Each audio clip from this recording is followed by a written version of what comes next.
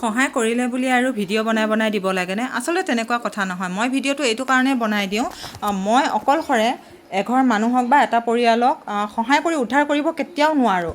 আৰু ভিডিঅ'টো সেইকাৰণে বনাই দিওঁ যেন আন 10জনেও আকৌ আহি সহায় কৰক। আৰু মই আজি আকৌ আহিছোঁ বৰঙাবাৰী সেই খুৰীগৰাকী ঘৰলৈ, আৰু মোৰ লগত আছে মোৰ মামীহঁত, আচলতে লুকাকচি চুবাৰ গোটেই আইসকল আহিছে। আৰু তেওঁলোকে মোৰ ভিডিঅ'টো চাই মানে ডিচিশ্যন ল'লে যে আমিও তেওঁলোকক অকণমান সহায় কৰোঁ। আৰু গোটেই কেইগৰাকী আইসকলে নিজৰ ববীয়াকৈ খৰচ কৰি এখন ঘৰৰ সমস্ত বজাৰ লৈ আহিছে, যাতে ল'ৰাটোৱে আৰু বজাৰ কৰি মানে পইচা খৰচ কৰি বজাৰ কৰিব নালাগে। তেওঁলোকক মই ধন্যবাদ জনাইছোঁ।